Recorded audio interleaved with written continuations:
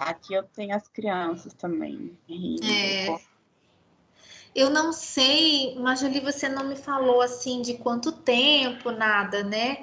Mas não ficou assim muito extenso, né? Ah, tá ótimo. Eu meio que preparei uma aula, uma coisa assim bem, Isso. né? Não tô falando uma coisa específica, na verdade eu vou falar mais sobre a microbiologia, né, voltada mais para as análises do ar, né? Eu não sei se você já falou com eles isso.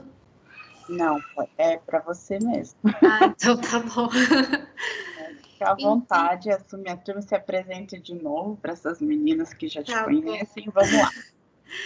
Obrigada aí, Marjolie, pelo convite.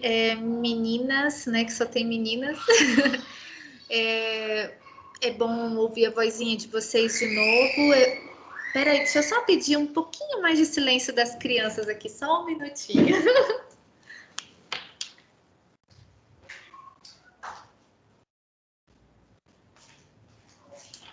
Vou fechar a porta aqui também.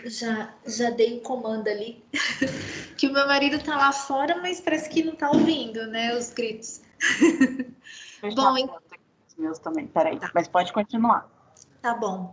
Então, a ideia é falar um pouco para vocês os conceitos, a importância da microbiologia, né, para a área de vocês. Eu vou citar um exemplo de como o engenheiro ambiental pode atuar, né, junto a essa área de microbiologia ambiental. Vou falar um pouco sobre toda essa questão de contaminação do ar, contaminação que se torna prejudicial para a saúde animal, né? E humana e ambiental, né? Não sei se vocês sabem, hoje em dia tem um conceito que está sendo utilizado, que é um conceito de saúde única. Talvez vocês já, que são dessa parte da engenharia ambiental, vocês ainda não tenham ouvido falar, mas dentro da área da biologia, da saúde, dessas áreas mais biológicas, eles estão tratando agora o ambiente, o animal, o homem como uma coisa só, né? O que super faz sentido, né? Então, você cuidar do meio ambiente, você está cuidando da saúde do homem, você está cuidando da saúde do animal, né? Daquele ecossistema em si. Então, é super interessante essa mudança, né, que está ocorrendo. Ainda a legislação ainda não mudou os conceitos, né? Ainda estão tratando as coisas de uma forma mais engessada, mas é uma tendência muito grande, até pelos 17 tópicos da Unesco, né? Que diz que tem que se ter um cuidado com esses três, né? Com esses três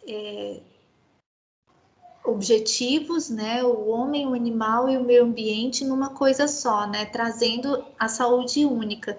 Mas isso é uma coisa que eu acho que o Brasil vai acatar em breve, né? Assim, a Fiocruz já trabalha muito nesse conceito, o pessoal da medicina, da enfermagem também está trabalhando bastante e na biologia também. Então, quando você vê vão começar a surgir programas, né, de mestrado, de doutorado, de educação que vão proporcionar esse estudo contemplando os três grupos, né?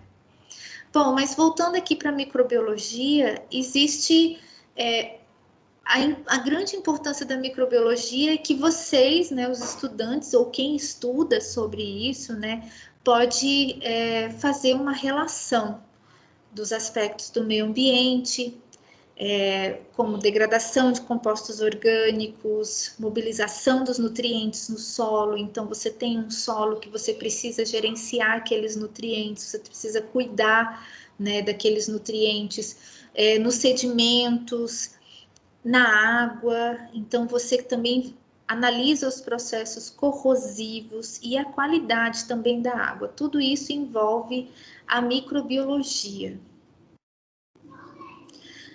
a microbiologia ambiental ela é exatamente essa interface, né, entre o meio ambiente e a saúde. Então, você tem uma relação direta de quais micro-organismos podem ou não estar presentes naquela amostra que você vai trabalhar, vai analisar, né? Então, você precisa saber quais são os micro-organismos patogênicos, quais são esses micro-organismos que vão causar um problema grave, moderado, de saúde no ser humano, que vai contaminar, vai matar a fauna ou intoxicar essa fauna, né? Também no ambiente. E aí a gente tem microbiologia do ar, do solo, da água. A microbiologia ambiental também envolve o estudo de bioindicadores ambientais, então você vai selecionar alguns organismos, né, que vão indicar como que aquele ambiente está. Então você também pode utilizar a microbiologia ambiental para estudar as bactérias que causam corrosões, né? Você tem o estudo de micro-organismos na biotecnologia, produção de biodiesel, tratamento de efluentes. Então, a microbiologia ambiental tem uma série de aplicações, né, de áreas que vocês podem atuar, não só biólogo, mas engenheiro ambiental também. Na verdade, eu sempre, não sei se eu já cheguei a falar isso para vocês, mas eu acho que a profissão de vocês vai acabar tomando o espaço do biólogo. Porque o engenheiro ambiental ele estuda não aprofundadamente os organismos, né? Mas nessa parte de monitoramento, nessa parte de análises, vocês fazem tudo, né? Vocês fazem tudo que o biólogo faz, né? Então, se eles forem chamar alguém para fazer uma análise dessa, vai ser o engenheiro ambiental, mesmo o biólogo também, né? Tendo a aptidão de fazer a análise, o microbiologista, né? O microbiologista. Mas eu acho a profissão de vocês, infelizmente, né? Tá tendo acabando o curso, mas é uma profissão super, super importante. E que tende, eu espero, né? Que tende a continuar, né? Dando impacto, né? Para o meio ambiente, para as pessoas, para tudo. Então, eu vou introduzir um pouco falando sobre essas partículas, né, que são carregadas pelo ar. Então, os micro-organismos e esses materiais particulados que estão suspensos no ar, eles podem trazer problemas respiratórios, né, alergia, asma, doenças infecciosas, né, tá bem atual isso, esporos de fungos, né, e que são agentes de doenças que podem adoecer as plantas, né, por exemplo. Essa questão dessas partículas que ficam suspensas, é interessante a gente falar a respeito do que está acontecendo agora conosco, né? Então, eu não sou epidemiologista e não sou uma virologista, né? Mas o que se entende hoje a respeito dessa doença é que as gotículas que nós liberamos ao falar, ao espirrar, ao tossir, elas ficam em suspensão. E esses micro-organismos, né, vírus, bactérias, fungos, eles estão dentro dessas gotículas de água, né? A gravidade, por exemplo, desse nosso vírus, que vocês já devem ter visto isso em vários locais, é a persistência do organismo, do micro-organismo vivo e infectante por bastante tempo no ambiente onde ele se encontra, né? É diferente de outros vírus que realmente a contaminação é se aquela gotícula entrar na sua via aérea ou na sua boca, né? Que daí vai te causar aquela infecção bacteriana ou viral. Bom, Os micro-organismos que estão no ar também vêm da poeira. Então, a gente tem esses organismos que eles são muito leves, então eles ficam em suspensão. A poeira, ela traz, inclusive, aracnídeos, né, como o ácaro, que também causam alergia, causam doenças respiratórias, dificuldade, né, para que as pessoas... Então, a poeira é um local onde estão presentes os micro-organismos. A gente também tem as poeiras, né, que vêm do próprio ambiente natural da Terra, né, como o deserto do Saara. Então, essa imagem de satélite que mostra essa a quantidade de poeira sendo levada, entendeu, para o Oceano Atlântico, é por conta de tempestades que ocorrem no deserto de Saara, e essas partículas vão ser carregadas pelas correntes de ar, chegando a distâncias continentais, entendeu? Então, tanto ali na Europa sofre muito, como também às vezes chega à América Central e ali aqui no norte da América do Sul. Você pensa que esses micro-organismos estão na água, você tem tratamento de esgoto. Existe hoje irrigação ainda com efluentes de esgoto. Então, meio... não sei aqui no Mato Grosso do Sul realmente se essa prática é utilizada, mas existe essa prática em locais do mundo, né? Então, você tem um tratamento de esgoto, você pega um material ali, um efluente, e faz essa irrigação como fertilizante. Então, esses micro-organismos, inclusive no momento da colheita, esses micro-organismos podem ser liberados no ar e ficam lá em suspensão. Nos abatedouros também, tá?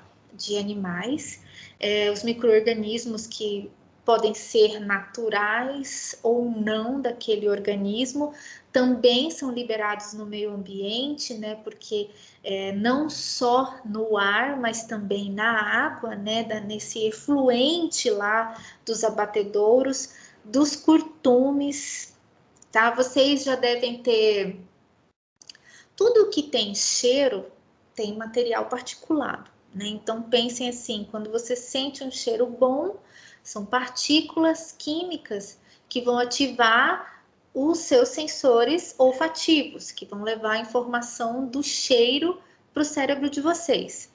Então, tudo que você percebe mentalmente tem partículas, né? Tem moléculas que estão ali e que ativam o sensor do teu cérebro para você perceber. Então, quem já passou perto de um curtume, que eu acho que nós temos um aqui, né? Nós temos ali... eu sou péssima em direções, mas eu acho que é para sair pela saída ali do aeroporto. Ai, não, da Coca-Cola? Não sei, um dos dois. Do aeroporto, professora, lá indo para Terenos, lá. Isso. Do Brasil, para aquela região lá. Eu sei que é para lá. Assim. E o cheiro lá é muito forte. Quando você sente aquele cheiro, você sente o cheiro do tecido, você sente... e vem junto com essas partículas suspensas no ar, vem micro-organismos também que são liberados, né? Porque o curtume, ele retira a pele de um animal, né? Ele trata essa pele que vem com micro-organismos, né? Bom, nós somos um meio de cultura, todos os animais são um meio de cultura, né? Então, se você for coletar, por exemplo, uma amostra de saliva, você vai ver organismos diferentes no meio de cultura, lá vão proliferar algumas micro-organismos. Se você for fazer coletar uma amostra aqui da tua pele, a urina, enfim, nós temos micro-organismos, né, que fazem a nossa manutenção e também em alguns casos, nos prejudicam muito, né? Quando em excesso, você tem uma desregulação no corpo, aí você vai sofrer as consequências daquela grande quantidade daquele micro-organismo que habita naturalmente a nossa flora intestinal, por exemplo, né? Os lixões liberam micro-organismos no ar. E o que vai afetar? Quais as condições de maior proliferação? O que vai prejudicar essa microbiota no ar, né? A umidade vai influenciar para a permanência dessa microbiota, né, em suspensão, a temperatura, a radiação, porque o índice de radiação não é uma incidência, porque na nossa radiação solar nós temos a luz UV, né? Que a luz ultravioleta ela é esterilizante, então a quantidade de radiação que está disponível naquele ambiente também pode manter essa microbiota excessiva ou não no ambiente, no ar. A densidade populacional dos micro-organismos e o tempo, né? O tempo que ele fica naquele ambiente. Então, hoje em dia, os sistemas de ar-condicionado, né? Eles estão um pouquinho mais sofisticados do que aqueles antigos de parede, né? Que eram mais rústicos. Esses agora, eles têm filtros com materiais que exercem uma função bactericida, por exemplo, né? Ou antimicrobiana, que a gente vai falar um pouco disso também. E aí você vê essas tecnologias, mas quando você, como respirando aquele ar, se você tem uma quantidade de micro-organismos em suspensão, vão começar a acontecer vários efeitos no corpo da pessoa, né? Essas alergias, essa fungação de nariz, né? Que quando você entra no ambiente, parece que você está respirando poeira pura, porque precisa de manutenção, mesmo sendo, como fala, com um aparelho que tem uma eficiência de proteger o ar, né, contra os micro-organismos. Então, nós temos no ar esporos de fungos, tá? Bactérias esporulantes e vírus. Aqui eu vou falar, por exemplo, de doenças do homem e dos animais, né? Então, você pode tanto inalar a poeira contendo aquele micro-organismo, como você pode entrar em contato com a gotícula. Porque se essas gotículas encostam aqui na tua pele, no teu rosto, né? Digamos aqui, alguém está conversando ou espirra ali a uns 2 metros de mim, né? Aí aquele espirro fica em suspensão. Só que a gente pensa assim, mas o espirro ele vem só até aqui, 20 centímetros? Não. A velocidade que esses micro-organismos saem junto com essas gotículas, elas deixam um rastro naquele ambiente de aproximadamente uns 5 metros da velocidade que sai de dentro da gente. Então, esse rastro, ele fica lá no ambiente. Se não tiver corrente de ar, se for um ambiente igual ao que eu estou aqui, né, que a janela está fechada, só tem o ar-condicionado, não tem nada aberto, ela vai ficar ali até 20 horas em suspensão no ar. Porque a gente não imagina a leveza que é, né? O tamanho desses micro-organismos é muito pequeno, eles são extremamente leves.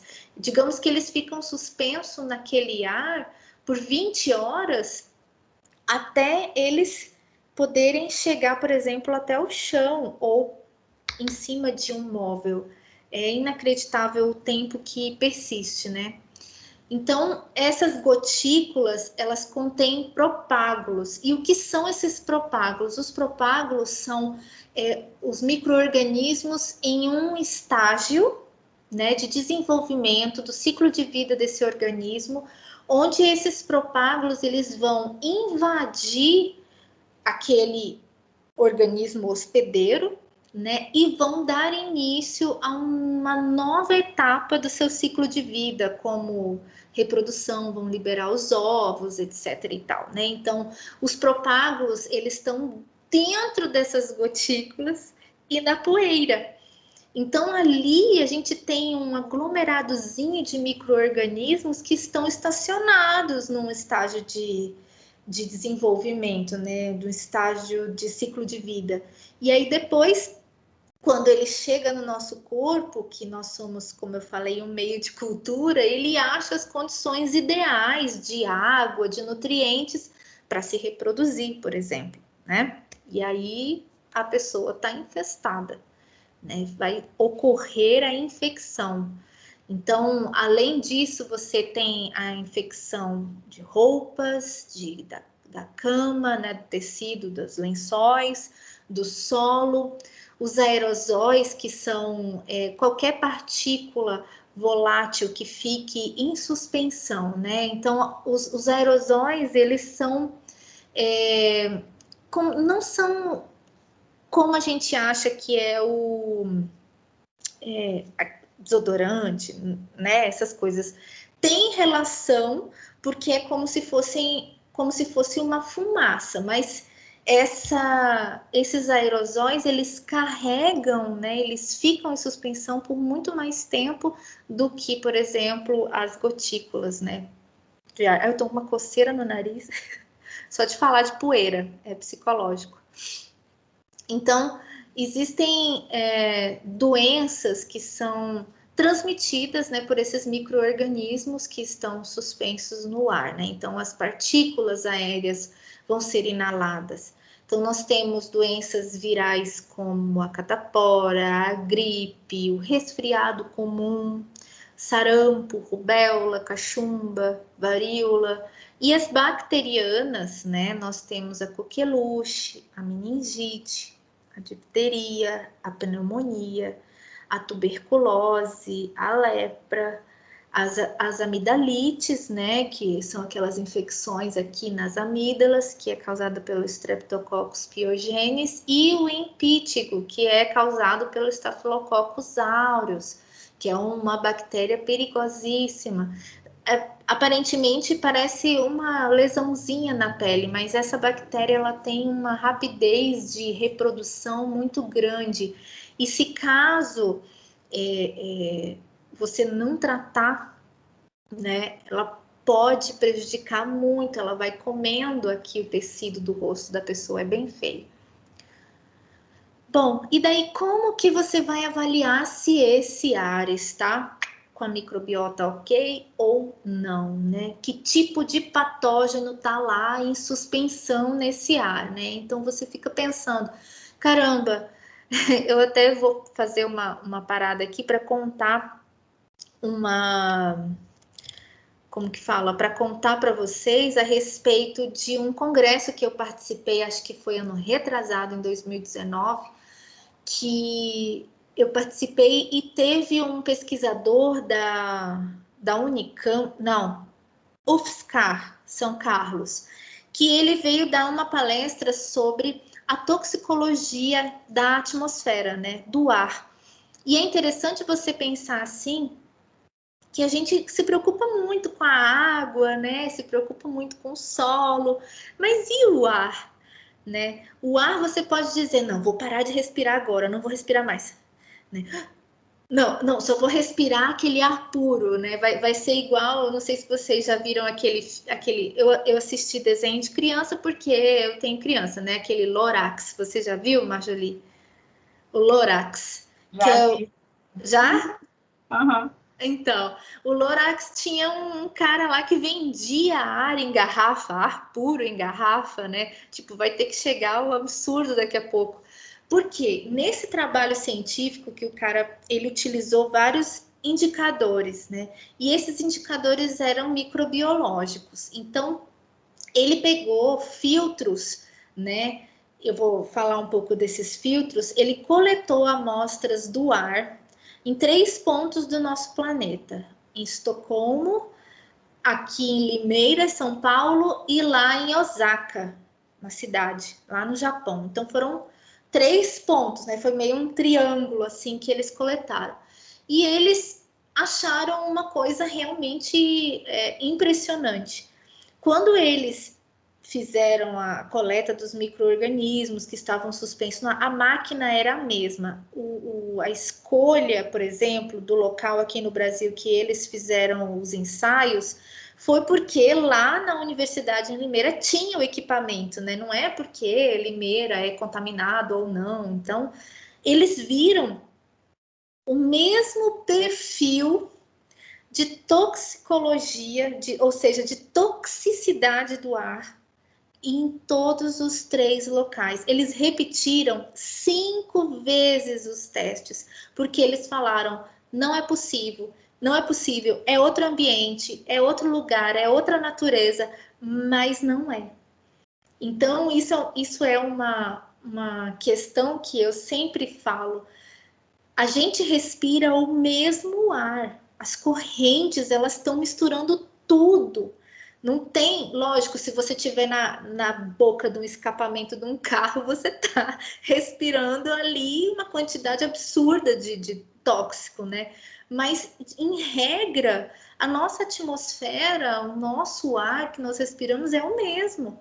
E isso foi uma descoberta valiosíssima, né? Porque todo mundo falava, ah, não, nós estamos aqui com a Amazônia, né? Nós temos esse bem-estar aqui, mas nós não estamos nada protegidos, né? Nós estamos na mesma, porque vira uma miscelânea de partículas na atmosfera, porque vai tudo misturando. Vocês viram aquela poeira do deserto do Saara atravessa o oceano.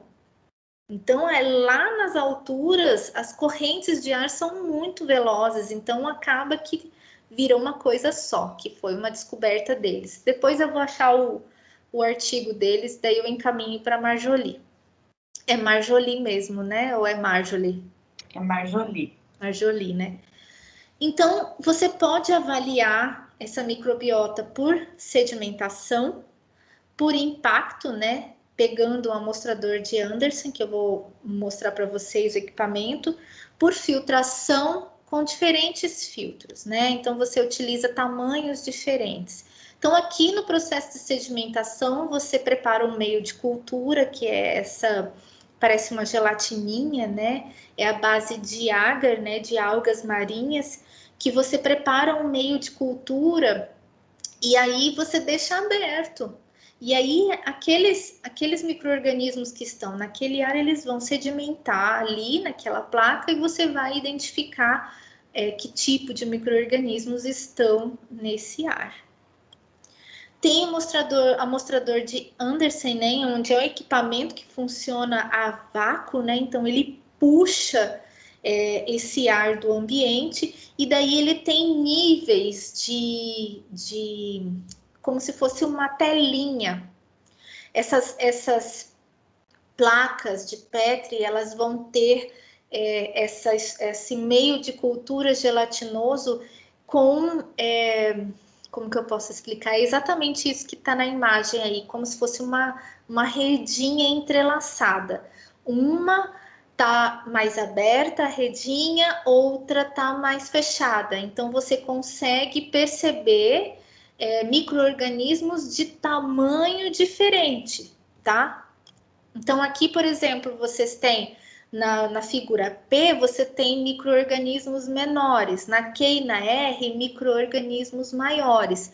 Então, na placa Q e R, eles identificaram aspergillus e penicillium, que são fungos, e aqui eles colônias do actinomiceto termofílico no P, que é a Faenia rectivírgula e o Thermoactinomyces vulgaris, né, que são esses micro-organismos que você vê que eles são, passou pela redezinha, pela malha menor, né, devido à passagem desse organismo lá. Quando você faz o controle, né? Como que você vai controlar? Beleza, eu tenho que cuidar do ambiente onde eu estou, né? Hoje, mais do que nunca, a gente tá meio agoniado, né? Com tudo. com tudo, né? A gente está agoniado com as superfícies, com o nosso ar, com a nossa água.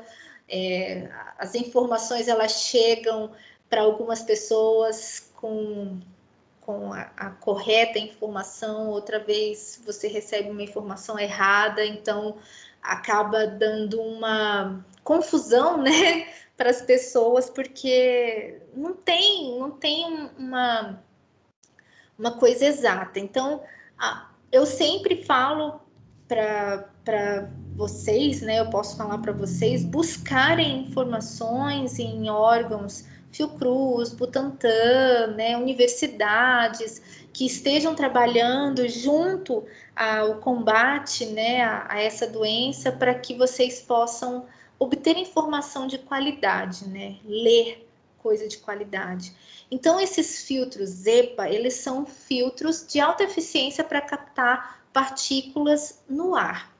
Né? Deixa eu ver se já aparece aqui. Isso, está aqui o EPA. Então, você tem um sistema de fluxo de ar que vai funcionar como se fosse uma coifa. Isso daqui, quando vocês olham, parece uma capela, né? A capela onde você faz o manuseio de produtos voláteis, produtos químicos tóxicos, né? Você faz porque ela puxa aquelas partículas voláteis e leva para o exterior, né? Ela evita que aquela fumaça tóxica do produto químico venha para o teu rosto. Só que essa daqui é para você trabalhar com micro-organismos, tá? Então, por exemplo, eu estou trabalhando com cultura de células, né? Eu vou fazer um trabalho com cultura de células. A cultura de células precisa de um ambiente extremamente esterilizado, porque senão, ao invés de cultivar células, você vai cultivar micro-organismos, né? Então, você tem que ter um controle bem rigoroso. Esse equipamento é um equipamento muito caro. Então, para você implantar no seu laboratório ou em algum lugar que vocês vão trabalhar, se tiver esse equipamento, tomem cuidado, deem valor, limpem sempre, porque é muito caro e é muito valoroso, né? Protege tanto a célula que você está querendo reproduzir, né? Então, você pode pegar linfócitos humanos, botar lá no meio de cultura e aqueles linfócitos proliferarem. Você pode pegar células da bexiga, colocar no meio de cultura e as células se duplicarem, realizarem a mitose, né? Que eu expliquei para vocês na época da disciplina de biologia. E aqui a radiação UV. Então, os laboratórios que trabalham com micro-organismos também utilizam a radiação UV. A radiação UV, ela não só destrói o micro-organismo, como também faz com que alguns produtos químicos que exercem uma toxicidade para o nosso corpo também sejam degradados, né? É uma luz que ela agita e quebra as ligações químicas daquele micro-organismo e do produto químico em si também. Bom, os desinfetantes e esterilizantes, né? Nós temos o óxido de etileno, né? Que é utilizado para materiais hospitalares, né? Então, ele é utilizado no estado gasoso. Então, se você tem um ambiente como esse Bacillus anthracis, né, do agente anthrax, eles utilizaram para esterilizar os prédios que receberam o ataque terrorista, né? Mas é extremamente tóxico para o ser humano, é extremamente tóxico para o meio ambiente, mas é um produto esterilizante.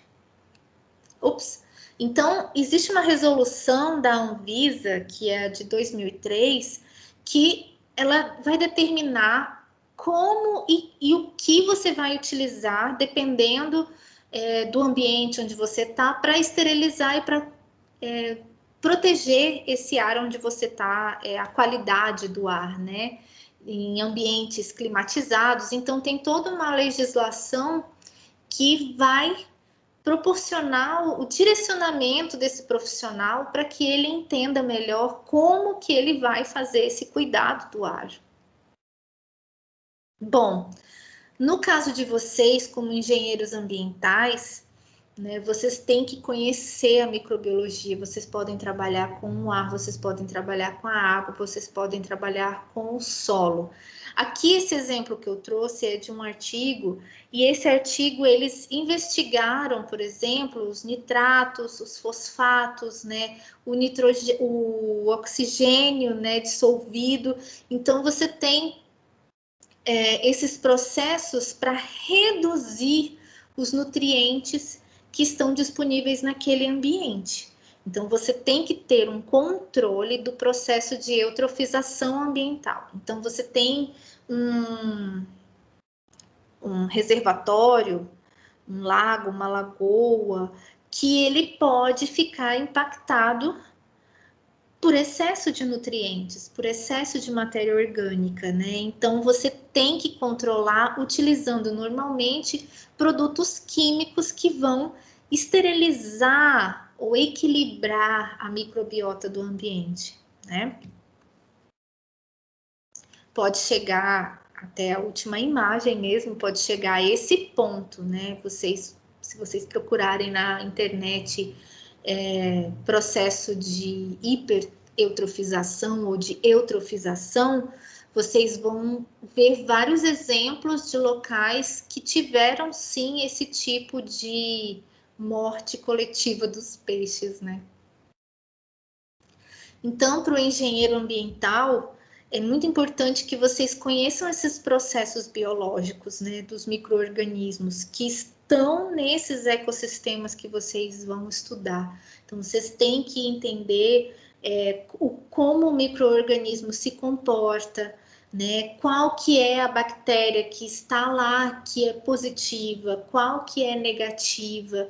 Então, você tendo um controle, por exemplo, operacional desse reservatório, você vai controlar a vazão dessa água, desse efluente, digamos que no caso ali está contaminando aquele ambiente, você tem que controlar o pH, você controla através desses testes, né, de controle microbiológico, você faz os cultivos daquela amostra que vocês vão coletar do local que vocês vão estudar, vocês vão identificar que tipo de micro-organismos que tem presente ali, seja fungo, seja bactéria, o que elas são prejudiciais para o ambiente, o que elas proporcionam, por exemplo, uma superpopulação de algas que vai consumir o oxigênio, interromper o processo de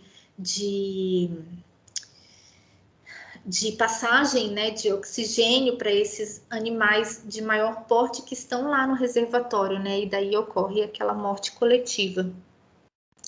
Então, você consegue controlar. Como que você vai controlar? Fazendo uma esterilização, tá? Então, a esterilização, ela é a destruição de todos os micro-organismos, incluindo os esporos. Por que que eles falam incluindo os esporos? Porque os esporos são os mais difíceis de destruir. Os esporos, eles persistem, então você pode, às vezes, aplicar um produto que não destrói o esporo daquele fungo e logo mais aquele esporo retorna. Então, existem alguns produtos, por exemplo, tem produtos específicos com toxicidade específica para romper a parede celular do esporo. Então, quando você vê aqueles tira-limo, né? O tira-limo que você usa no banheiro, aquele tira-limo ele é para matar fungo, né? Porque aquilo ali é um funguinho que começa a se acumular ali naquela área.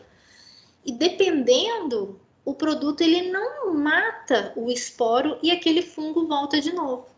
Se você compra um produto esterilizante que vai romper a parede celular do esporo, você vai ter que aplicar uma vez ao ano, porque você vai eliminar daquele material do rejunte todos os esporos. E aí você elimina o problema, tá? É diferente de você passar só um produto tira-limo daqueles, né, lá, que às vezes não tem esse potencial de esterilizar os esporos. Então, existem alguns efeitos distintos, né, da esterilização. Então, você tem a ação antimicrobiana, né?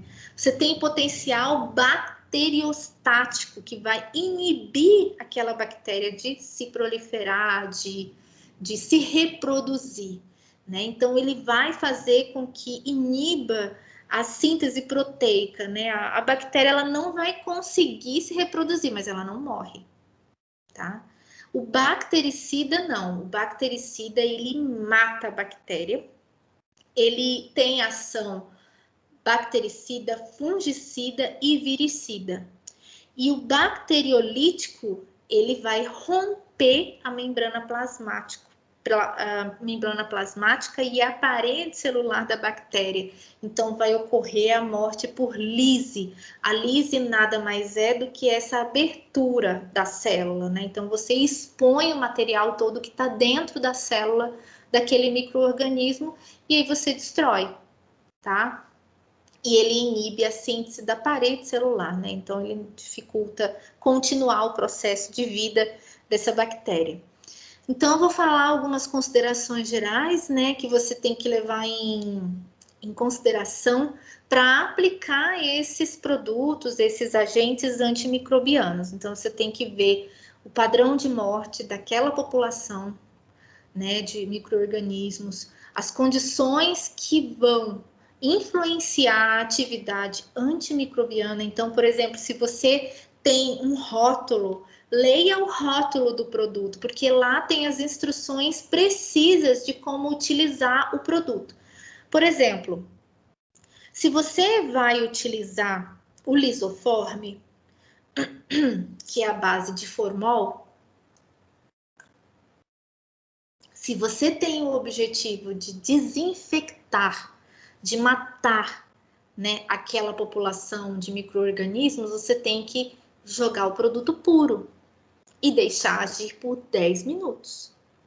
Então, se você não fizer isso, você pode ter um processo intermediário ou simplesmente o produto não irá funcionar, né? Se você quer apenas limpar sem esterilizar, você dilui na água.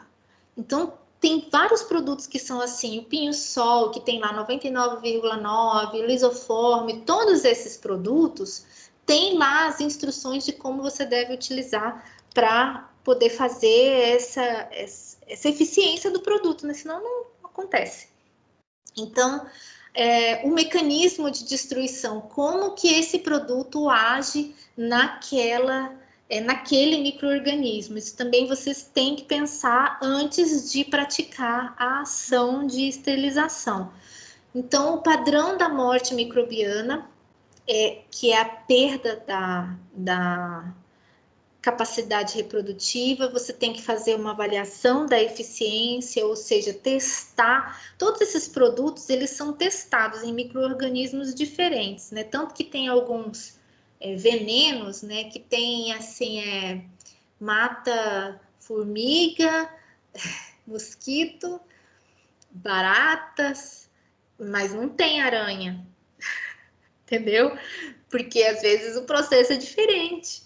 Né? Então, a gente não pode... O produto, ele tem um destino, porque eles produzem aquela substância química com o intuito de agir naqueles organismos especificamente, né? E vamos combinar, demora para matar a barata, né? Eu fico apavorada.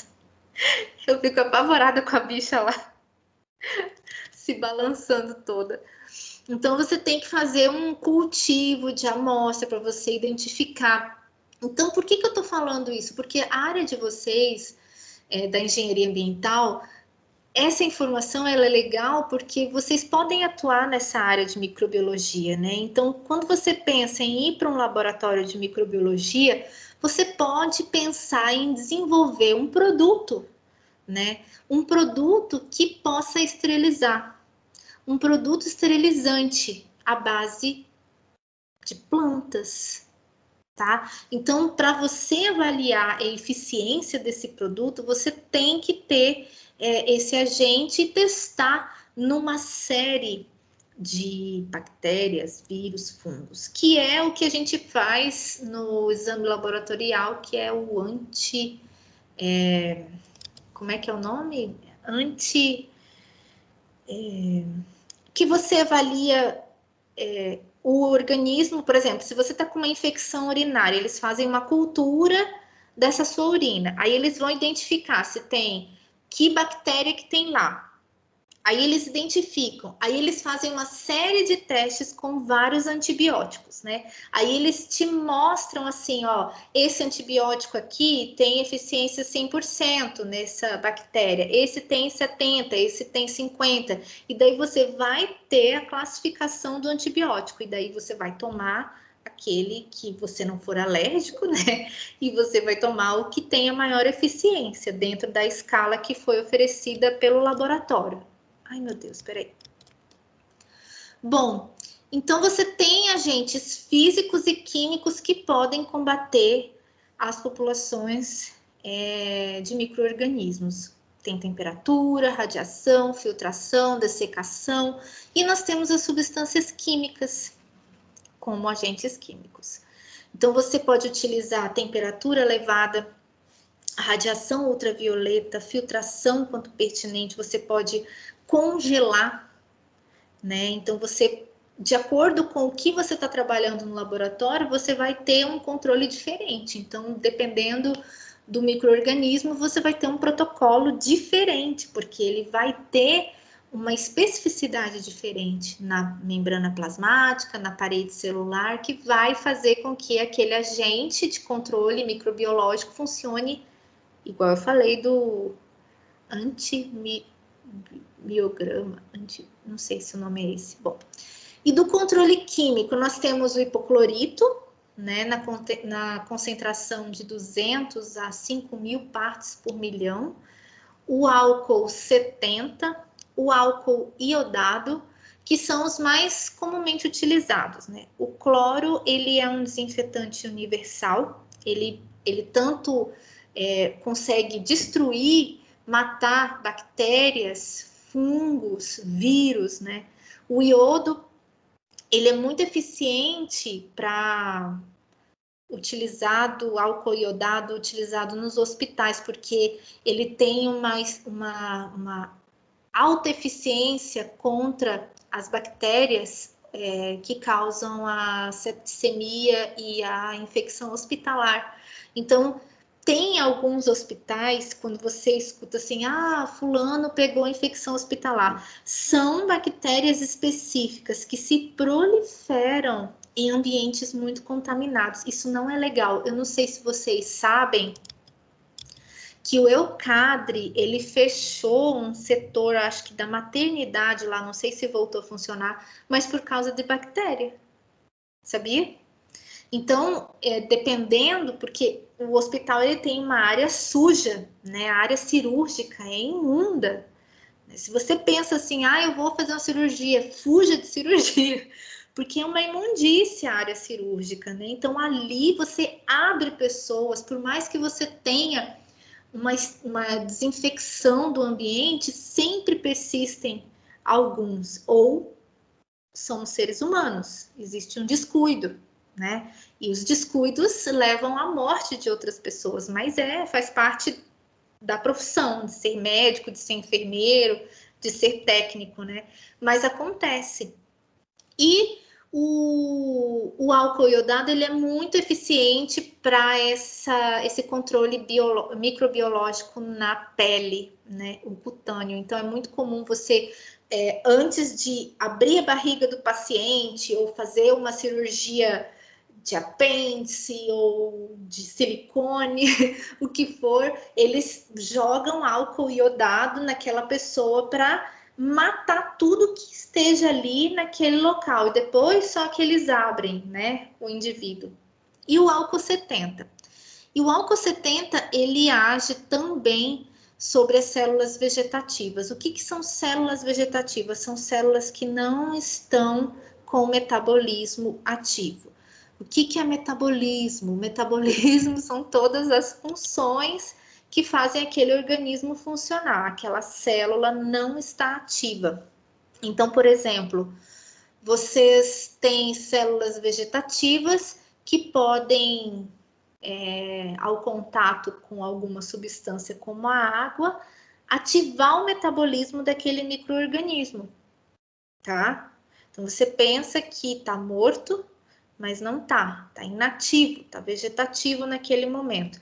É o que acontece com algumas vacinas que nós temos. Normalmente, as vacinas do SUS, não todas, eu não conheço todas, mas algumas delas, tanto o vírus como a bactéria estão em estado vegetativo. Então, essa vacina, ela funciona como uma microdosagem de um patógeno no teu corpo, só para dizer para o teu sistema imunológico assim, ó,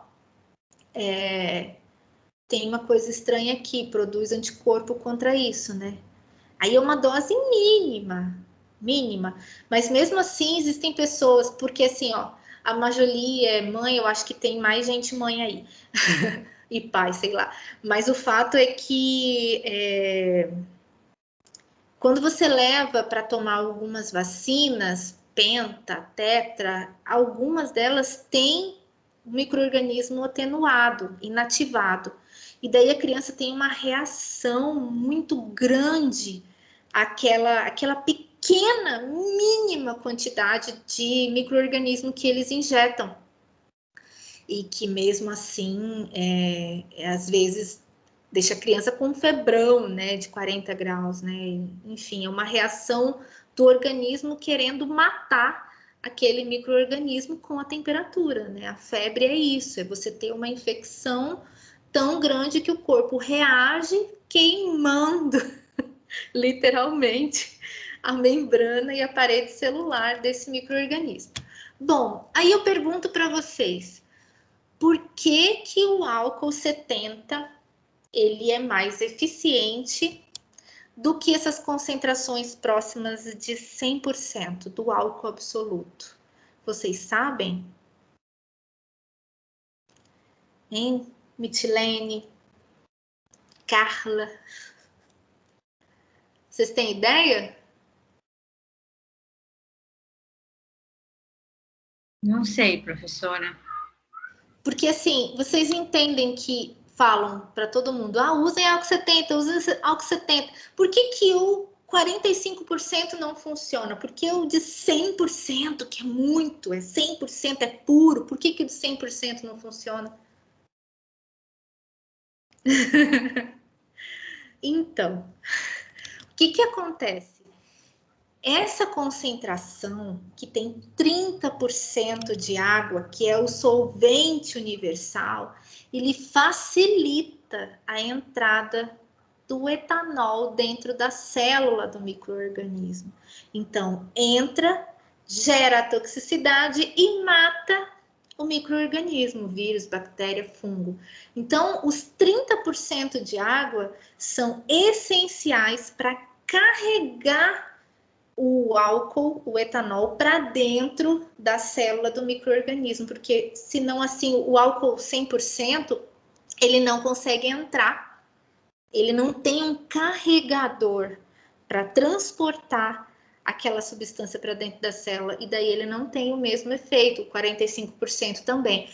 Eles descobriram isso fazendo esses testes de eficiência. Então, eles foram fazendo as concentrações e quando eles chegaram à concentração de 70%, eles viram, puxa, matou 99,9%, porque na ciência, né, Marjolie, a gente não afirma nada 100%. Nada. Porque um dos princípios da ciência é que você sempre tem uma pergunta a mais para fazer, senão a ciência morre.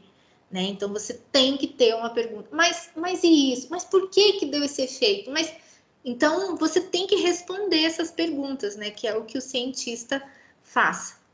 Então aqui, ó, a desnaturação das proteínas do micro-organismo, que é você quebrar essas proteínas do organismo que vão formar a parede celular, ela é mais eficiente porque facilita a entrada do álcool, tá? E também retarda, assim, a volatilização, que é a evaporação. A água, ela engloba as moléculas de álcool ao ponto de aquela substância ficar mais tempo nas superfícies.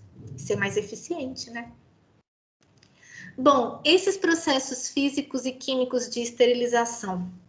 Aqui em cima na imagem, vocês têm uma alça de inoculação. Você pode flambar. Flambar é a mesma coisa de igual a gente escuta na gastronomia, né? Você utiliza o fogo para esterilizar essas alças de inoculação. Você aquece, tá? Aqui embaixo a gente tem uma autoclave. A autoclave é uma big panela de pressão, nada mais do que isso. A panelona de pressão. E ela age com o calor úmido. Então, ela literalmente cozinha, destrói as proteínas que estão lá dentro, né? Por que o feijão amolece na panela de pressão? Amolece porque você destruiu as proteínas ali. Tem vitamina? Tem, claro que tem. Mas você amoleceu aquilo, você simplesmente destruiu a integridade daquele grão, né? Tem vitamina, tem, ainda mais no caldo, tá? O caldo é muito bom. Acaba que fica elas por elas, né? Porque você tem a quebra dessas moléculas dessa estrutura do grão, mas você tem o líquido que está circulando ali, rico de nutrientes, que ainda a gente adiciona mais coisa, né? Adiciona cebola, alho, salsa, enfim, o que tiver de colocar. Tem o calor seco, né? Também, que são as estufas, tem estufas de esterilização, e tem só. A esterilização comercial, né, é quando você tem um tratamento térmico, por exemplo, para os alimentos, né, que vai inativar os patógenos daquele alimento. Você tem a água em ebulição, ela desinfecta, mas ela não esteriliza a água, tá? Então, por muito tempo não, né? Teve um tempo, vocês, eu acho que são bem mais jovens do que eu, mas teve um tempo que tinha muitas cidades, e talvez ainda tenha, mas tinha bem mais cidades sem fornecimento de água tratada, né? Então, recomendava-se para desinfectar essa água ferver, né? Lá no Nordeste, eu lembro como se fosse ontem, eu com 15, 16 anos e campanha na televisão, ferva sua água, porque não tinha abastecimento para toda a população, né? Então, tinha regiões que não chegava a água tratada, né? E essa água das estações de tratamento, elas são águas que são colocados produtos químicos, é colocado flúor, é colocado cloro, que são, como vocês viram aqui, esterilizantes, né? Então, você não vai tomar uma água com giardia, você não vai tomar uma água com ameba, você não vai tomar uma água... Toma, se não tiver filtro, vai tomar uns coliformezinhos fecais, porque, né, não tem um sistema estéreo, né? Existe um contato com o ambiente que não tem como você eliminar 100% dos coliformes fecais, mas recomenda-se esse filtro de carvão ativado mesmo, né, que recolhe esses micro-organismos e não chega a esterilizar. O único filtro que esteriliza 100% é aquele que tem luz UV, eu não sei se vocês já viram, que tem um filtro, é caríssimo, que você tem o aparelho, aí ele tem uma luz ultravioleta, ela é ativada quando você ativa a saída da água, acende a luz lá dentro e a água passa, por onde o caninho passa, a luz ultravioleta mata, né, o micro-organismo. É o único que esteriliza 100%. Mas eu não sei até que ponto também, biologicamente falando, isso é positivo, sabe, Marjolie? Porque e vocês, porque eu fico vendo assim, a gente precisa dos micro-organismos para viver e para morrer também, né? Mas para viver a gente precisa deles, né? Você beber uma água 100% estéril, eu não sei se é muito bom para o nosso corpo. Mas isso aí eu não tenho conhecimento para falar agora. A pasteurização, né, que é aplicada na cerveja, no vinho, a temperatura, né, que mata acima de 60 graus Celsius o bacilo da tuberculose, desinfecção, né, que você tem uma redução ou eliminação de parte dessa carga microbiana, como a ebulição da água, né? Esse vídeo aqui, eu posso passar ele para vocês. Só que ele é um vídeo que ele está falando sobre a tuberculose, mas ele fala sobre controle biológico, microbiológico. E ele é um vídeo que ele está com a legenda só em inglês, por isso que eu prefiro que vocês tentem assistir em casa, porque vocês param, traduz, entendeu? Para que vocês tenham esse... Porque falam de todas as técnicas de esterilização, de controle microbiológico, que é bem legal. E eu trouxe esses exercícios... Pode falar. Ele não tem animação, assim, que é meio autoexplicativo? Tem. Você quer que eu passe? Tá, vamos passar. Tá, eu vou passar, então. Peraí, deixa eu descompartilhar e compartilhar o vídeo aqui. E esse exercício, eu acho que eu mandei o PDF para a Marjolie. Eu acho que você já mandou para eles. Não foi no grupo. A aula em PDF, porque daí tem os exercícios lá. E aí, se você quiser, Marjolie, você já usa para dar pontinho para eles. Ah, com certeza. Né? Eles gostam. Tô tentando ajudar aí. Peraí que eu vou abrir aqui o YouTube.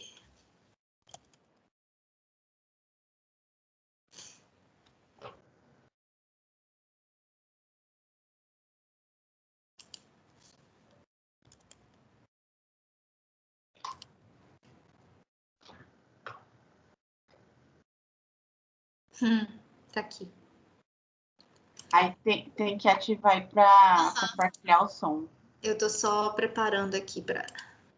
Ui! Eu dei play antes da hora. Deixa eu só voltar aqui no Teams. Ativar o áudio. E compartilhar a tela. Agora eu vou ativar... Deixa eu ver se a legenda tá ativada. Só um minuto. Meu Deus, cadê o negócio? Hold it! Hold it! Stop the movie! Tá tudo certo? Now look here. This film is under quarantine due to an outbreak of tuberculosis. You'll need a hazmat suit, gas mask, oxygen tank, antiseptic gloves, biohazard bags, disinfectant spray, and microbicidal pantaloons. Alright, go ahead in. Ele está dizendo que teve uma infecção por tuberculose, e daí ele se equipou todo, né? Falou de todos os EPIs possíveis e imagináveis para poder fazer o controle microbiológico. Alright, you can skimp on the gas mask. I mean, it's just a cartoon. Ele falou que tá bom, você pode ficar sem essa máscara, que é só um desenho. Microbes are organisms too small to be seen with the naked eye, including creatures such as bacteria, viruses, fungi, and microscopic parasites. Collectively, they are quite literally everywhere, thriving on most every... Esses patógenos, né, microscópicos, tem a leishmania, né, também. Então, tem micro-organismos que podem contaminar o ser humano também, que não sejam esses vírus, bactérias. surface in most every environment. A variety of bacteria even prosper on and inside the human body, helping us digest food and keeping out foreign microbes. Of course, they don't care what happens to their environment, be it test tube or intestines, so long as they're thriving.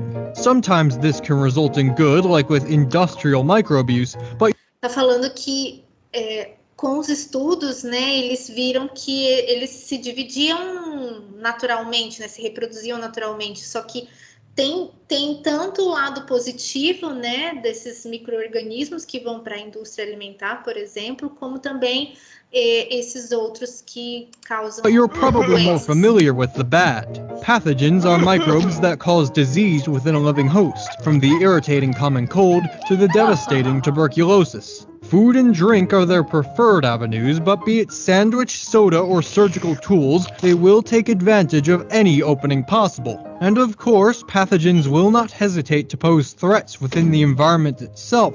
Então vocês viram, né? Lógico que é um desenho, mas alguns cuidados de laboratório, eles realmente não existiam, né, no início do desenvolvimento dos estudos para microbiologia, né? Então as pessoas iam adoecendo porque elas comiam dentro do ambiente de trabalho, né, dentro do laboratório, e daí estava no alimento, aí pegava na maçaneta da porta. Por isso que a gente tem que tomar muito cuidado, não ficar paranoico, né, mas dentro de um laboratório não pode beber, não pode comer nada. É extremamente proibido. Now the role of microbial control is evident, to stop microbes from getting into places they aren't supposed to be. The standard of control is the incapacitation of microbes, but the approach to this can vary according to the situation. So, for each occasion of microbial control, keep these 4 possible outcomes in mind. The first outcome is sterilization, the complete eradication of all microbial life. Fun, right? Extreme heat is the most common Ele falou que a esterilização ela destrói por completo, né? Então, aqui ele falou extremo calor. application for achieving this, and is used most often on biocompromised surgical tools. The second outcome is disinfection, which is the eradication of most microbial life, with the exception of endospores. Tá falando da desinfecção, né? Que é quando você ferve a água. Extremely durable structures that bacteria spawn during their dormant life stage. This outcome can be achieved through immersing. Daí vocês percebem o seguinte, tá fervendo a água, tá desinfectando, mas igual ele mostrou aí, se tem esporos, eles vão ser carregados pelas gotículas. E daí eles podem contaminar o ambiente também, né? Não tá esterilizando, tá? Items in boiling water, and is suitable for many household applications. The third outcome is antisepsis, which applies disinfection to living tissue, such as through using rubbing alcohol on a wound. Antisepsis is unique in that the target is Tá falando das feridas, né? Que você faz essa asepsia, né? Do local que cortou lá o tecido machucado. usually a human body and should ideally be protected, regardless of how much the alcohol stings. The fourth outcome is decontamination, the separation of microbes from a substance, such as by air and water filters. One mode of decontamination is sanitization, in which soap or detergent is used to reduce contamination. Of course, there are concerns in the field of microbial control. For instance, how can we tell if organisms that small and simple are really dead? The fact is, microbes have no real vital signs. For them, the most accepted definition of death is the permanent loss of their reproductive functions. Então vocês entenderam essa parte, né? Que a única maneira de você saber que realmente aquele local ele está, como saber? Porque o micro-organismo, essas bactérias, eles não têm sinais vitais, né? Como nós, um coração batendo, não dá para ver isso. Então, eles só sabem que realmente está esterilizado o ambiente, descontaminado, se o micro-organismo não consegue mais se reproduzir. Well, that's the last of them. Good job, buddy. You kept quiet the entire time. E era só isso, bem simples, mas bem legal, falando da microbiologia. Olha, vocês têm alguma pergunta? Tá, vocês querem me perguntar alguma coisa? Ou fiquem à vontade. Eu gosto muito desse tema da microbiologia do ar, também para a gente tratar a poluição indoor, né? A síndrome dos edifícios doentes. Quase ninguém fala disso. Entre os engenheiros ambientais, quase ninguém fala. Eu sempre falo, em todas as disciplinas que eu dou, eu falo da poluição indoor. Quem é? Só o Leandro está pedindo a calculadora, já volto. Tá.